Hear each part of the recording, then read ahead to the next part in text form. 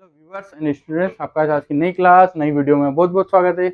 बहुत दिनों बाद मिल रहे हैं अपन और बहुत दिनों बाद एक नया इंटरेस्टिंग वीडियो और चैप्टर शुरू करने वाले हैं।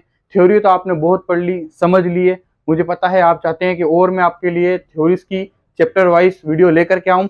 हाँ, जरूर मिलेंगे नेक्स्ट वीडियो में थ्योरी के सेशन के लिए, लेकिन इस बार अपन अब शुरू करने वाले हैं प्रैक्टिकल, यानी कि प्रायोगिक भूगोल। कौन से प्रायोगिक भूगोल? फर्स्ट ईयर का, जो बीए के बच्चे हैं या जो इंटीग्रेटेड फर्स्ट ईयर के बच्चे हैं उनके लिए भौतिक भूगोल और मानव भूगोल के बाद अब अपन प्रैक्टिकल यानी कि ज्योग्राफी का प्रायोगिक भूगोल।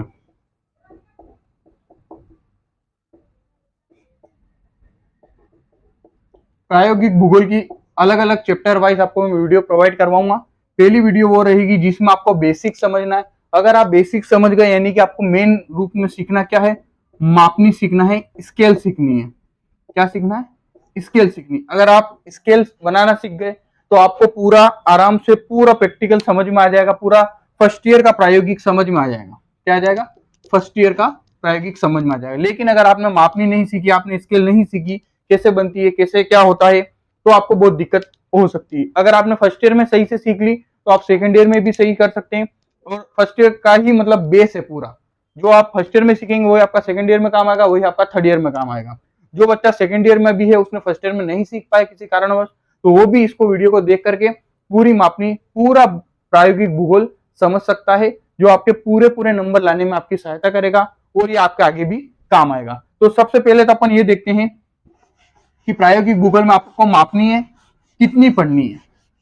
और मापनी पढ़ने से पहले मापनी की भी कोई इकाई, जैसे मापन की इकाई होती है कि नहीं होती है? जैसे अगर मैं कहूं कि आपको कि आप मुझे 1 किलो केले ला दो, आप मुझे 2 लीटर तेल ला दो, तो ये अलग अलग लीटर, मीटर, किलो, ये अलग अलग इकाई होती है। इस तरह आपकी मापनी की भी अलग अलग इकाई है। तो दो तरह की स्केल से है आपके मापनी, दो तरह की मापनी है आपकी। पहली है आपकी इंग्लिश स्केल, मेट्रिक स्केल। पहली है आपकी मेट्रिक स्केल, दूसरी है आपकी इंग्लिश यानी अंग्रेजी स्केल, अंग्रेजी स्केल। या आपने दो मापनी सीख ली इकाइयों के आधार पर, तो आपको आगे कोई दिक्कत नहीं होगी और आपको बेसिक से समझाया जाएगा, बताया जाएगा कि कैसे सीखना है, कैसे क्या करना है। मेट्रिक स्केल सीखनी है आपको और इंग्लिश स्केल सीखनी है। दो तरह की है। मेट्रिक स्केल के बारे में आप अच्छे से जानते हैं, भली बात इसके नंबर्स को, इसकी इकाइयों को, इसकी यूनिट्स को आप डेली यूज में इस्तेमाल करते हैं। अंग्रेजी स्केल थोड़ी अलग है, क्योंकि भाई साहब अंग्रेजों ने दी, इसलिए इसका नाम क्या है? अंग्रेजी स्केल। इसलिए इसको थोड़ा समझना टफ है, लेकिन अपन दोनों को समझने की पूरी पूरी कोशिश करेंगे। सबसे पहले अपन समझेंगे कौन सी स्केल? मेट्रिक स्केल, यानी कि गणितीय स्केल। अब आपको मैं कहूं कि आपको एक मैं इकाई देता हूं सेंटीमीटर, और एक इकाई मैं आपको देता हूं कौन सी? किलोमीटर। अब आपसे पूछूं मैं कि सबसे बड़ी इन दोनों में इकाई कौन सी है, तो आप बोलोगे सर किलोमीटर सबसे बड़ी है। फिर मैं पूछूंगा सबसे छोटी इकाई कौन सी है, तो आप बोलोगे सर सेंटीमीटर। तो अब आपको ध्यान रखना है, सबसे पहले कौन सी पढ़ रहे हैं अपन? Metric scale. कौन सी स्केल? Metric scale. अब मेट्रिक स्केल का सबसे बड़ी इकाई और सबसे छोटी इकाई, तो सबसे छोटी इकाई तो कौन सी हो गई? मैंने अभी आपको बताया, पहली सेंटीमीटर। पहली कौन सी हो गई? सेंटीमीटर। अब इसको मैं क्रम वाइज पूरी यूनिट्स को आपको बता रहा हूं, कैसे क्या निकलेगा, कैसे क्या बनेगा, क्या मापनी में पूछा जाएगा, क्या प्रायोगिक भूगोल में अपने काम आएगी, वो देखते हैं। पहली कौन सी होगी? सेंटीमीटर। फिर है डेसीमीटर, फिर है मीटर, फिर है डेकामीटर, हेक्टामीटर,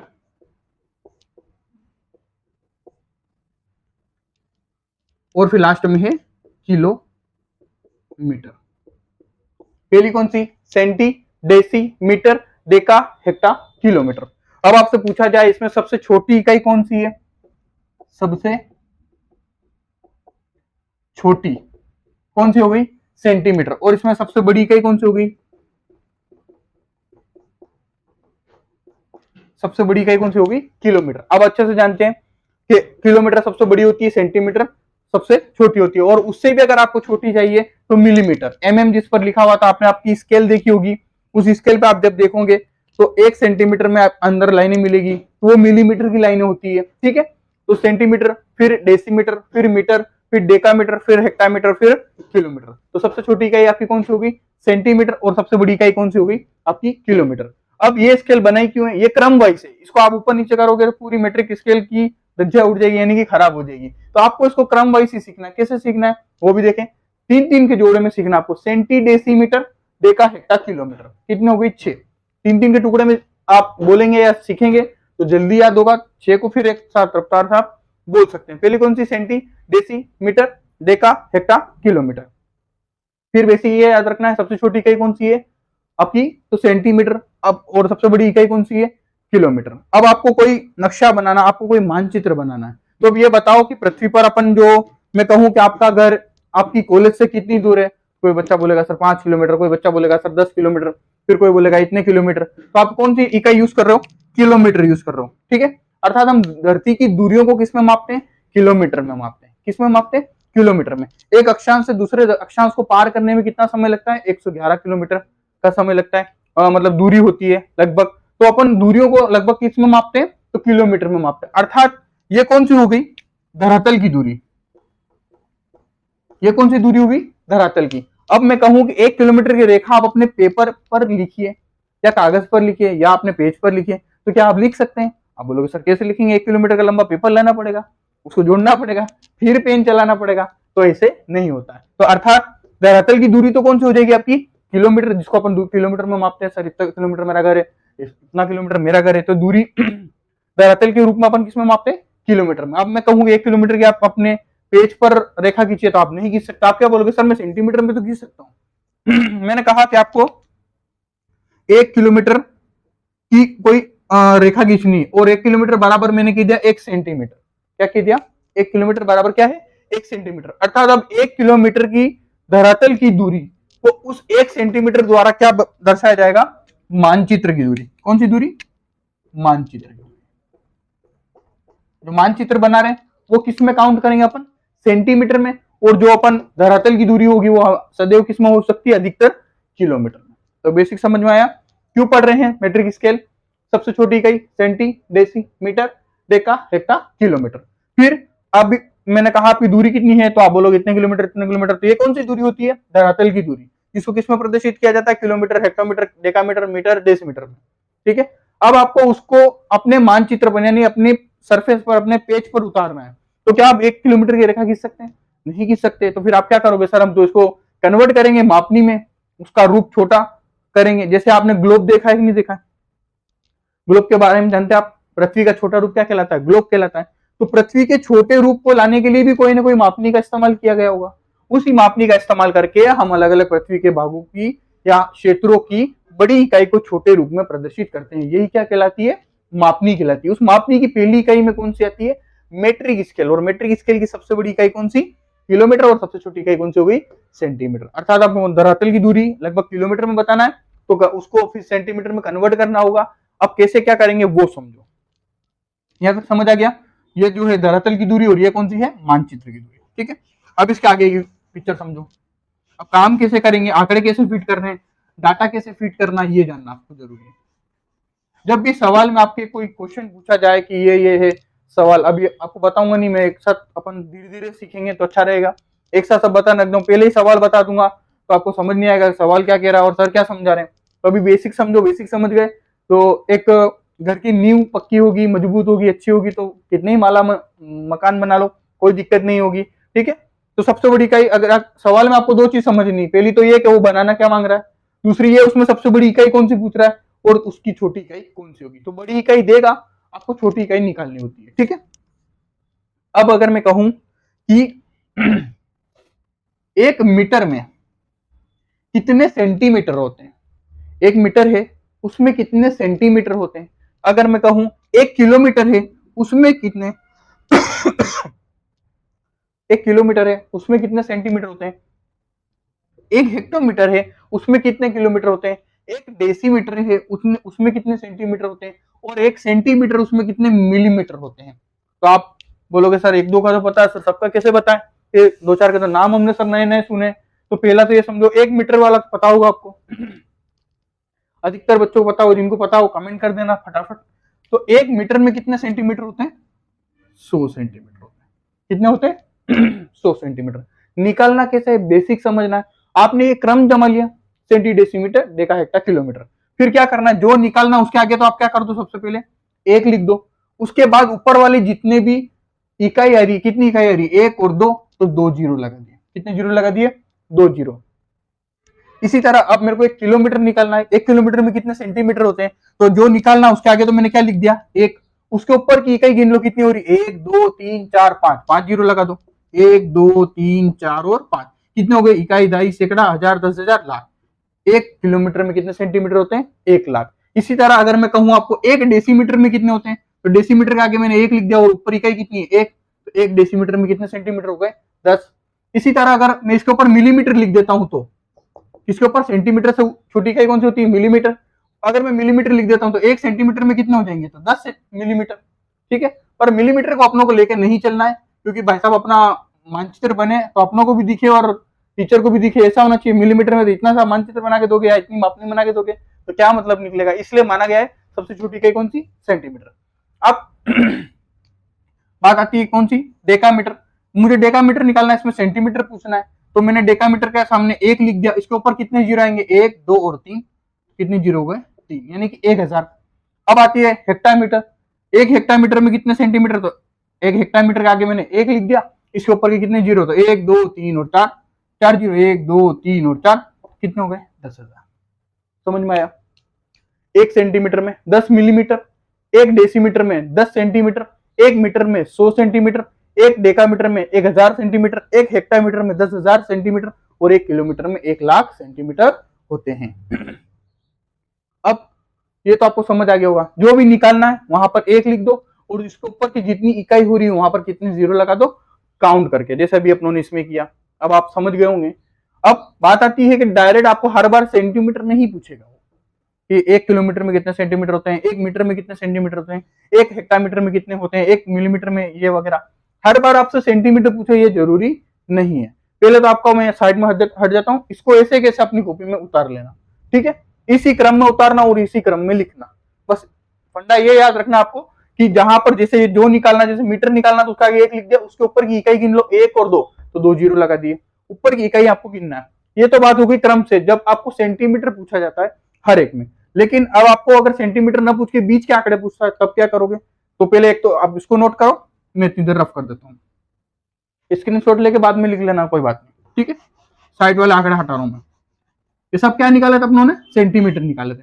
लेकिन अगर अब मैं कहूं कि 1 किलोमीटर में कितने मीटर होते हैं, तो वही सिस्टम, मैंने क्या क्वेश्चन करा कि 1 किलोमीटर में कितने मीटर होते हैं, 1 किलोमीटर में कितने मीटर होते हैं, तो निकालना क्या है, किलोमीटर। क्या करा, 1 लिख दिया। इसके ऊपर की जहां तक आंकड़ा पूछा गया वो 1 2 और 3, मीटर पूछा गया तो 3, 1 2 और 3, इकाई, दाई, सैकड़ा और हजार, 1000 सेंटीमीटर, 1000 क्या हो गए, मीटर। समझ गए। इसी तरह अगर मेरे को 1 मीटर में कितने डेसीमीटर होते हैं निकालना, तो मीटर का आगे 1 और डेसीमीटर का एक ही संख्या ऊपर है तो 0। समझ गए। जो भी निकालना है उसके आगे वाला आपको 0 काउंट कर लेना। अब जैसे आपको 1 हेक्टामीटर में कितने डेसीमीटर होते हैं ये निकालना है, 1 हेक्टामीटर में कितने डेसीमीटर होते हैं ये निकालना है। हेक्टामीटर के आगे 1 लिख दिया। क्या निकालना है, डेसीमीटर, तो 1 2 और 3, तो 3 जीरो। ठीक है, ये क्या हो गया, डेसीमीटर। 1 हेक्टामीटर में कितने हो गए डेसीमीटर, 1000 डेसीमीटर। बस सिंपल सा फंडा है। बस ये शर्त है आपको कि ये क्रम से याद होना चाहिए, centi, decimetre, deca, hecto, kilometre. और ज्यादातर पूछा क्या जाता है कि 1 किलोमीटर में कितने सेंटीमीटर होते हैं, यही पूछा जाता है। ठीक है, अब आपने ये टेबल पूरी बना ली होगी। ये हो गई आपकी कौन सी स्केल, मेट्रिक स्केल। अब देखते हैं अपन ब्रिटिश स्केल, या जिसको बोला जाता है अंग्रेजी स्केल या इंग्लिश स्केल। कौन सी स्केल देख रहे हैं, इंग्लिश स्केल। पहले कौन सी देखी आपने, मेट्रिक स्केल।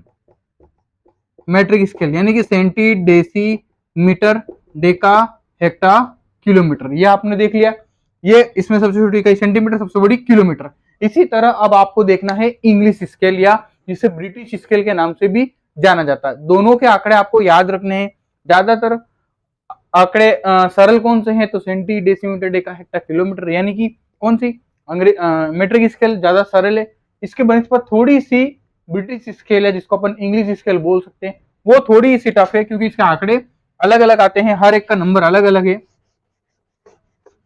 अब आप कपड़ा लेने जाते हो तो 3 फीट 5 फीट ये ऐसे कपड़ा लेते हो, आपने स्केल देखी आपकी, जो आपकी नॉर्मल स्केल आती है जो ऐसी बनी होती है, उसमें एक तरफ तो आपने ऐसे ऐसे ऐसे, ऐसे देखा होगा आंकड़े, और उसकी जब जस्ट अपोजिट साइड पर इस तरह से दूर दूर भी आंकड़े होते हैं। ये जो पास पास वाले आंकड़े हैं ये कौन सी है, सेंटीमीटर की, और ये जो जिसमें दूर दूर होते हैं वो कौन सी होती है, इंच की। ठीक है, ये छोटी होती है ये बड़ी होती है। ठीक है, तो अब आपको ब्रिटिश स्केल में उसके आंकड़े समझने, अगर आपने ये समझ लिया तो आपको कोई दिक्कत कहीं नहीं आने वाली है। कोई सी भी स्केल पूछे, कोई सा भी सवाल पूछे, कैसा भी पूछे, वो आप आराम से कर सकते हो। अब अपन जल्दी से देख लेते हैं, वीडियो ज्यादा लंबी नहीं करेंगे। सबसे छोटी इकाई कौन सी है, इंच। इंच, फीट, गज, फरलांग, मील। ठीक है, इस सारणी को भी आपको इसी तरह से बनाना है ताकि आपको याद हो जाए। एक का एक आंकड़ा कैसे याद करना है मैं बता देता हूं आपको। सबसे पहला कौन सा है, इंच।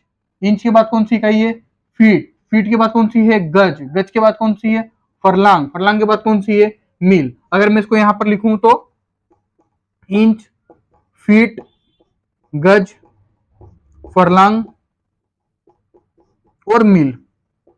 गज की जगह आपको यार्ड भी देखने को मिल सकता है। ठीक है ना, इंग्लिश में इसको यार्ड बोलते हैं, अपन गज बोलते हैं। ठीक है, कितने यार्ड में फैला हुआ है, अपन नहीं पूछते, कोई भी मूवी में आता है कि ये इतने यार्ड पर मेरा गोदाम है, ये इतने यार्ड पर मेरा घर है, वो यार्ड ही क्या है, गज है। ठीक है, इसमें सबसे छोटी इकाई कौन सी हो गई, इंच। सबसे बड़ी कौन सी हो गई, मील। अब आपको इस सारणी को थोड़ा समझना है कि बनी कैसे है, क्या है, कैसे। एक लाइन का डाटा याद हो गया तो आपको, जैसे आपने मैथमेटिक्स में सीखा होगा, sine cos tan sec cosec cot, ये पूरी सारणी होती है कि नहीं होती, sine cos tan sec cosec cot, ये 6 का पूरा एक सारणी होती है जिसमें एक लाइन याद होने पर आप पूरी सारणी बना सकते हैं। इसी तरह इसमें भी एक लाइन अगर आपको याद है तो आप पूरी सारणी बना सकते हैं, समझ सकते हैं।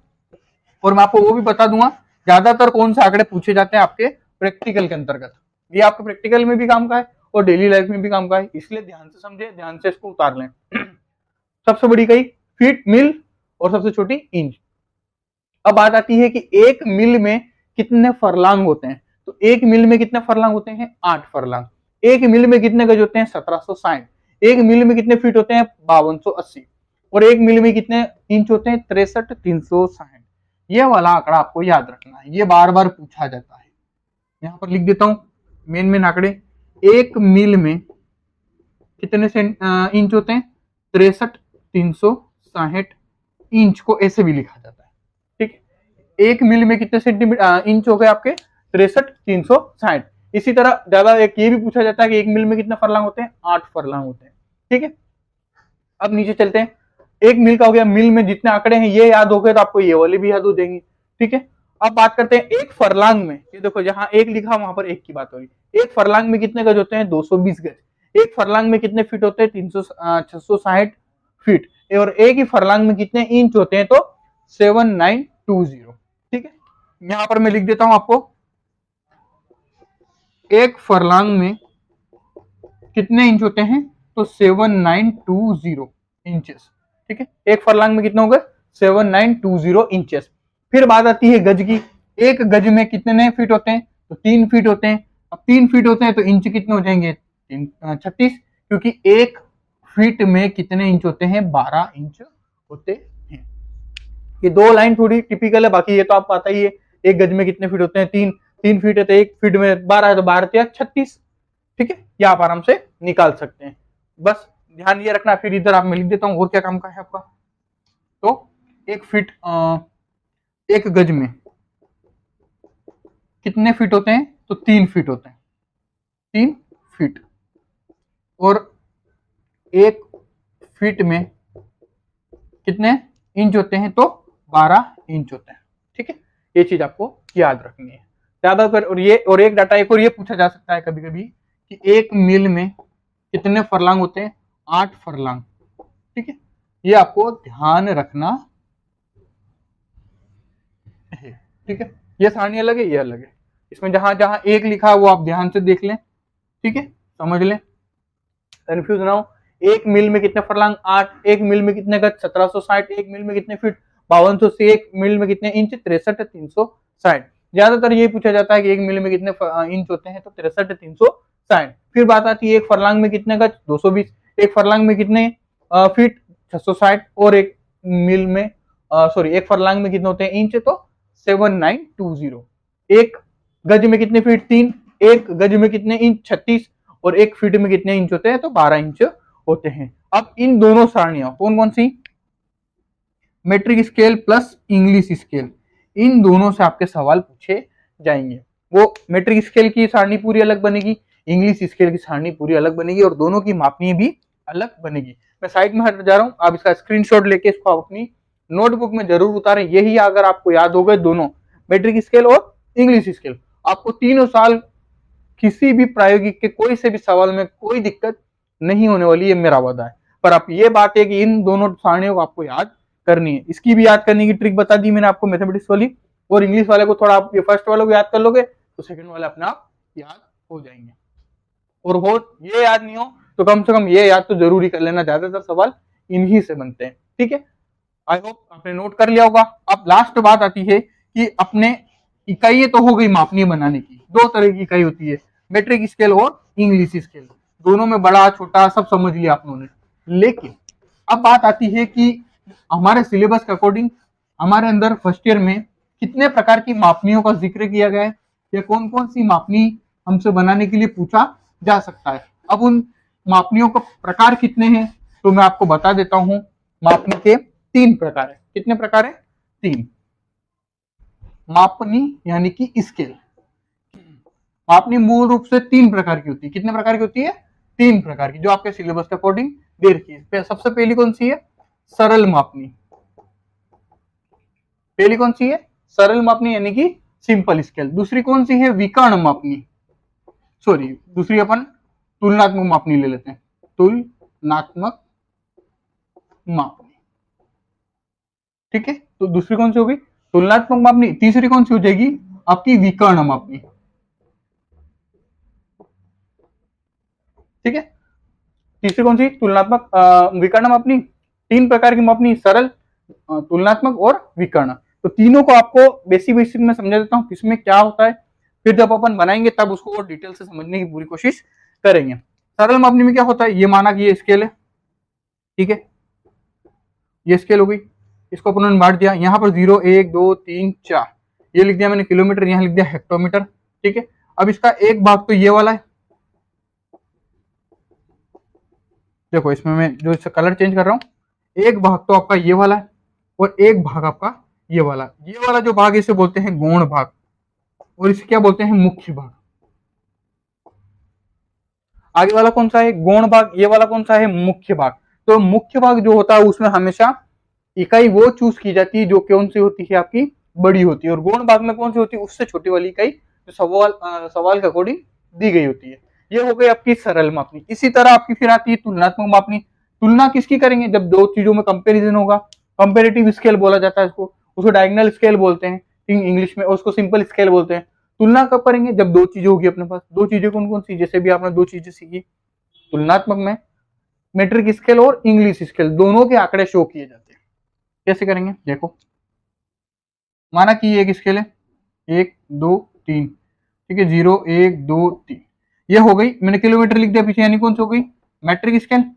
ठीक है, यहाँ हेक्टोमीटर लिख दिया, उसको दो भागों में बांट दिया। ठीक है, आगे चलते हैं। दूसरी इसके नीचे बनेगी, फिर वो भी होगी अलग स्केल। ये हो गई 0 1 2 3, ये लिख दिया मैंने फरलांग, और इधर लिख दिया इंच। ठीक है,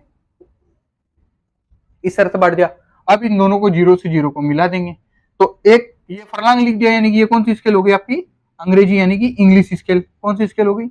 इंग्लिश स्केल। एक तो आपका डाटा शो हो गया मेट्रिक स्केल का, एक डाटा शो हो गया किसका? अंग्रेजी यानी कि इंग्लिश स्केल या ब्रिटिश स्केल का। तो दोनों का तुलनात्मक रूप से अध्ययन करेंगे तो वो कौन सी हो जाएगी? तुलनात्मक मापनी। और लास्ट और तीसरी आती है आपकी विकर्ण मापनी। कौन सी मापनी? विकर्ण मापनी। विकर्ण मापनी में क्या होता है? जैसे अगर आप इस सिंपल स्केल को देखो, एक तो डाटा कौन सा शो हो रहा है? किलोमीटर। पहला कौन सा होता है? किलोमीटर शो हो रहा है सबसे बड़ा। दूसरा डाटा कौन सा शो हो रहा है यहाँ पर? हेक्टोमीटर। हेक्टोमीटर। अब मैं कहूं नहीं सर एक डाटा एक और शो कीजिए, इस हेक्टोमीटर से भी छोटा डेकामीटर भी मेरे को तो शो करना है, तब अपन क्या करते हैं? विकर्ण डाल करके मापनी का आकार बड़ा कर देते हैं, और उसमें छोटी छोटी दूसरे भी अध्ययन कर सकते हैं, और छोटे छोटे डाटा का भी अध्ययन किया जा सकता है, जैसे इसे विकर्ण डाल करके। ठीक है, इस तरह से 0 1 2 3 4, यहाँ पर लिख दिया मैंने किलोमीटर, यहाँ पर लिख दिया हेक्टोमीटर और यहाँ पर लिख दिया डेकामीटर। तो 3 डाटा हो गया। पहला तो कौन सा हो गया किलोमीटर, दूसरा कौन सा हो गया हेक्टोमीटर और तीसरा डाटा छोटा से छोटा कौन सा हो गया डेकामीटर। ठीक है, तो विकर्ण मापनी में 3 इकाइयों का अध्ययन किया जा सकता है, एक इकाई की 3 उप इकाइयों का। विकर्ण तुलनात्मक मापनी में 2 अलग अलग इकाइयों का यानी कि मेट्रिक स्केल और इंग्लिश स्केल का सहारा लिया जाता है। और सरल मापनी में कोई भी एक इकाई से संबंधित आंकड़ों को प्रदर्शित 2 आंकड़े किए जा सकते हैं। वो किलोमीटर हेक्टोमीटर हो सकता है, वो सेंटीमीटर इंच हो सकता है, वो कुछ भी हो सकता है। ठीक है, तो 3 तरह की मापनी होती है, सरल मापनी, तुलनात्मक मापनी और लास्ट में होती है विकर्ण मापनी। तो तीनों का एक एक अपन आराम से पूरा डिस्कशन करके कैसे मापनी आपको बनानी है उसको मैं बताऊंगा। बस आपसे ये रिक्वेस्ट है कि आप जो दोनों इंग्लिश स्केल और कौन सी मेट्रिक स्केल, ये दोनों बताई गई, इसको अपने कॉपी में पूरी तरह से नोट कर लें और दिमाग में भी स्टोर कर लें ताकि आपको आगे आने पर दिक्कत न हो। तो आई होप ये मापनी से रिगार्डिंग, प्रायोगिक भूगोल से रिगार्डिंग ये वीडियो आपको पसंद आई होगी। अच्छी लगे तो लाइक करना, अपने दोस्तों के साथ शेयर करना। मिलते हैं इसी प्रकार की नेक्स्ट वीडियो में। Thanks for